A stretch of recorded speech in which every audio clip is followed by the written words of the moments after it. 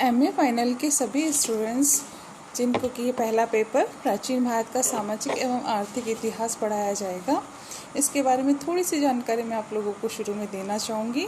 आज हम इसके सिलेबस की चर्चा यहाँ पे करना चाहेंगे।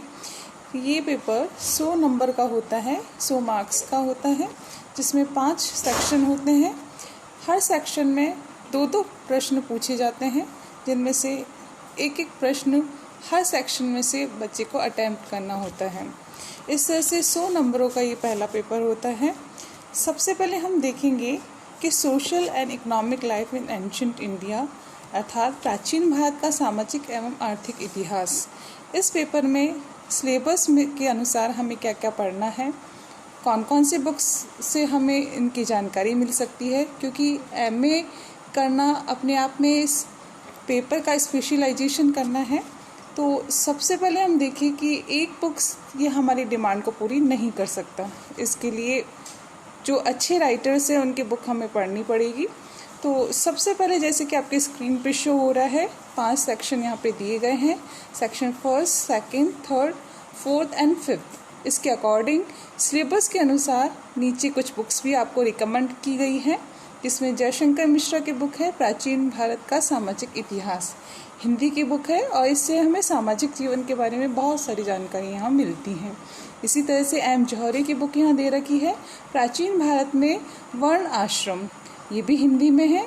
जितने भी बच्चे यहाँ पर हैं जो मेरे इस पेपर को पढ़ रहे हैं, देख रहे हैं मुझे, मैं आप लोगों की जानकारी के लिए यहाँ पे एक बात रखना चाहूँगी कि इसी पेपर पर economic and social history of ancient India, इस पर मैंने खुद ने भी डॉक्टर DC चौबे जी के साथ मिलकर एक बुक लिखी है, और ये बुक एमए फाइनल के स्टूडेंट्स के साथ साथ बीए के स्टूडेंट्स के लिए भी लाभदायक है।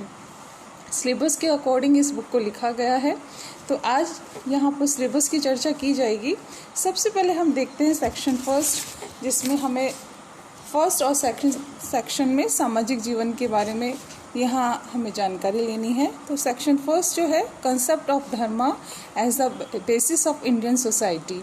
तो भारतीय समाज में धर्म की संकल्पना, धर्म क्या है, किस तरह से प्राचीन समय से ही धर्म की अवधारणा भारत में विद्यमान रही है, धर्म प्राचीन भारत में क्या स्वरूप रहा है, इसका क्या महत्व रहा है, इन सभी की चर्चा इस अध्याय में की जाएगी, जिसकी चर्चा हम अगले वाले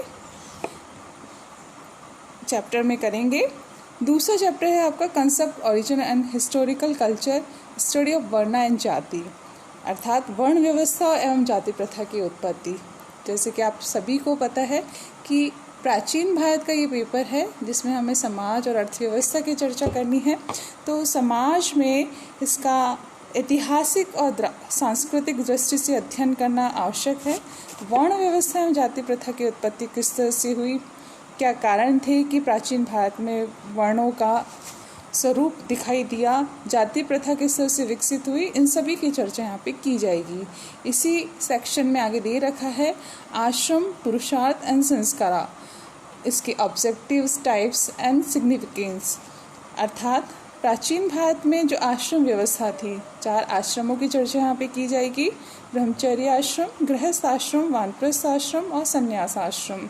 इसी तरह इस आश्रम व्यवस्था ने किस तरह से भारतीय सामाजिक जीवन की आधारशिला रखी, इसमें पुरुषार्थ व्यवस्था का क्या महत्व रहा। 4 पुरुषार्थ भारतीय समाज की आधारशिला है, धर्म, अर्थ, काम और मोक्ष। इन सभी के महत्व के बारे में, क्या अर्थ है इनका, पुरुषार्थ व्यवस्था क्या है, समाज में इसका क्या महत्व रहा है, इन सभी की चर्चा भी हम इन अध्यायों में करेंगे। इसी तरह से संस्कारों की बात भी यहाँ पे की गई है।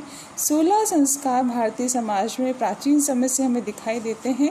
इन 16 संस्कारों का महत्व उस समय भारतीय समाज में, गृहस्थ जीवन में या फिर आश्रम व्यवस्था के चारों व्यवस्थाओं में किस तरह से 16 संस्कारों का महत्व था, इन सभी की चर्चा भी हम यहाँ पर करेंगे। इसी तरह से प्राचीन भारतीय समाज में इन सभी का, आश्रम व्यवस्था का, पुरुषार्थ व्यवस्था का और संस्कारों का क्या महत्व था, इन सभी के उद्देश्य, प्रकार, विशेषताएं, इन सभी की चर्चा हम अपने अध्यायों में करेंगे। फर्स्ट सेक्शन में ही आप लोगों के लास्ट में दे रखा है concept and prevalence of asceticism in ancient India, अर्थात प्राचीन भारत में विराग्य जीवन पर भी चर्चा यहाँ पे की जाएगी। इस तरह से फर्स्ट सेक्शन आप लोगों का भारतीय समाज पर आधारित है। सेक्शन सेकंड भी भारतीय समाज व्यवस्था पर बल देने वाला है। प्राचीन भारतीय समाज में परिवार व्यवस्था और विवाह संस्था, ये इस सेक्शन का फर्स्ट पार्ट है। Institution of family and marriage, अर्थात परिवार किस तरह के थे, संयुक्त परिवार व्यवस्था थी, एकल परिवार व्यवस्था थी, क्या विशेषताएं थी, इसमें रहकर किस तरह से समाज की सामाजिक व्यवस्था की नींव रखी गई, और विवाह संस्था का क्या महत्व रहा है। विवाह के जो 8 प्रकार हैं, इन विवाह के 8 प्रकारों में इनका क्या महत्व रहा है, क्या महत्व के साथ विशेषता रही है, इन सभी की बात हम यहाँ पर करेंगे। इसी तरह नेक्स्ट है कि प्राचीन भारतीय समाज में महिलाओं की स्थिति किस तरह से रही। जैसे कि आपके स्क्रीन पर शो हो रहा है, a survey of the position of women in ancient India. प्राचीन भारत में महिलाएं, चाहे वो वैदिक युग में हो, सांधव युग में हो, मौर्य युग, मौर्योत्तर युग, गुप्त युग या गुप्तोत्तर युग, इन सभी में महिलाओं की दशा किस तरह से रही। प्राचीन भारत से लेकर, अर्थात प्राचीनतम युग से लेकर 1200 ईस्वी तक के महिलाओं का जो समाज में स्थान रहा, उस पर हम यहाँ पे चर्चा करेंगे। इसी तरह नेक्स्ट टॉपिक भी बहुत इम्पॉर्टेंट है, एग्ज़ाम में इसमें से हर बार प्रश्न पूछा जाता है, प्राचीन भारत में शिक्षा प्रणाली। इस व्यवस्था का अध्ययन हम लोगों को यहाँ पर करना है कि शिक्षा व्यवस्था जो प्राचीन समय से देखने को मिली है, उसका क्या स्वरूप रहा है। एजुकेशन, एवोल्यूशन ऑफ वैदिक, Buddhist and Jainism system of education, अर्थात प्राचीन भारत में वैदिक शिक्षा की क्या स्थिति थी, बौद्ध धर्म, जैन धर्म की शिक्षा के कौन कौन से केंद्र थे, क्या पढ़ाया जाता था, उनका विषय क्या था, क्या विशेषता थी, कौन कौन से स्थान लोकप्रिय थे, विद्यार्थियों की शिक्षा प्रणाली किस प्रकार की थी, इन सभी कंसेप्ट की चर्चा हम सेकंड सेक्शन में करेंगे। तो इस तरह से फर्स्ट और सेकंड सेक्शन आप लोगों के समाज व्यवस्था पर आधारित है। अब बाकी के जो 3 सेक्शन हैं, ये आर्थिक जीवन, अर्थव्यवस्था से संबंधित है। सेक्शन थर्ड, जिसमें सबसे पहले हम देखेंगे ancient Indian economic thought, meaning and signification of वार्ता। जैसे कि आप सभी को पता है, हमारे आर्थिक जीवन में प्राचीन भारतीय आर्थिक जीवन या अर्थव्यवस्था, जिसको कि हम 2 भागों में बांटकर देखते हैं।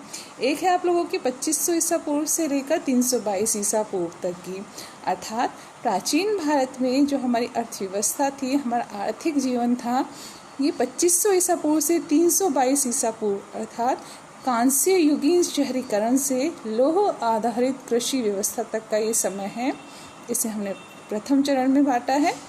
इस 2500 ईसा पूर्व से 322 ईसा पूर्व तक का समय जो सांधव युग और वैदिक युग के अंतर्गत आता है, इसमें हम देखेंगे किस तरह से शहरीकरण का विकास हुआ। द्वितीय चरण जो शुरू होता है 322 ईसा पूर्व से 600 ईस्वी तक का है।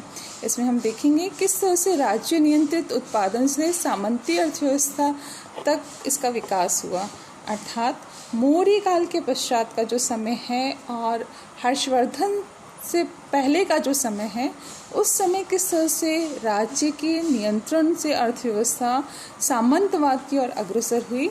इन 2 चरणों में बांटकर हम प्राचीन कालीन अर्थव्यवस्था को देखेंगे। तो इस तरह से प्राचीन कालीन आर्थिक जीवन को हम 2 भागों में बांटेंगे।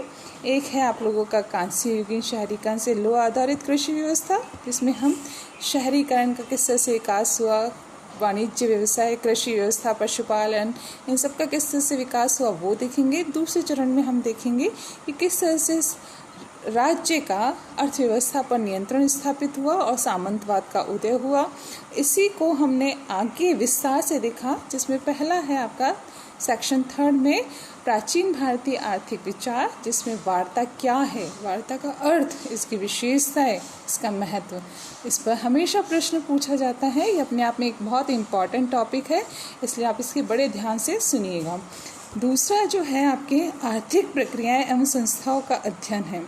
भूस्वामित्व, भूमि अनुदान, करारोपण, जिसमें सूदखोरी है, करारोपण के प्रकार है, सामंतवाद है, इन सभी का अध्ययन यहाँ पर किया जाएगा। सेक्शन थर्ड, जिसमें हमने देखा कि किस तरह से टैक्सेशन, फेडरलिज्म, जिसका हमें ब्रीफ सर्वे करना है भारत में, इन सभी की चर्चा यहाँ पे की जाएगी। सेक्शन फोर्थ है आप लोगों का, जिसमें गिल्ड व्यवस्था, साख एवं बैंकिंग व्यवस्था का अध्ययन है कि किस तरह से प्राचीन भारत में बैंकिंग व्यवस्था विकसित हुई और इसका किस तरह से आर्थिक जीवन पर प्रभाव पड़ा। इन सभी की चर्चा हम इस अध्याय में करेंगे। प्राचीन भारत में दासों की स्थिति अपने आप में एक इम्पॉर्टेंट टॉपिक है, स्लेवरी और लेबर का। जो दास प्रथा हम प्राचीन भारत में देखते हैं, इसका क्या स्वरूप रहा है, दास प्रथा किस तरह से विकसित हुई है, उसका क्या प्रभाव पड़ा है समाज पर, अर्थव्यवस्था पर, उसका अध्ययन इसमें किया जाएगा। इसी तरह आपका नेक्स्ट टॉपिक जो है कि प्राचीन काल से लेकर मौर्य अर्थव्यवस्था तक का जो समय है, ताम्रयुगीन ग्रामीण अर्थव्यवस्था, हड़प्पा अर्थव्यवस्था, वैदिक कृषि, महाजनपद युग में शहरी और औद्योगिक अर्थव्यवस्था का अध्ययन इस सेक्शन 4 में किया जाएगा। सेक्शन 5 जो कि अर्थव्यवस्था से ही संबंधित है, 200 ईसा पूर्व से 300 ईस्वी तक का भारत में व्यापार और वाणिज्य की स्थिति पर अध्ययन किया जाएगा।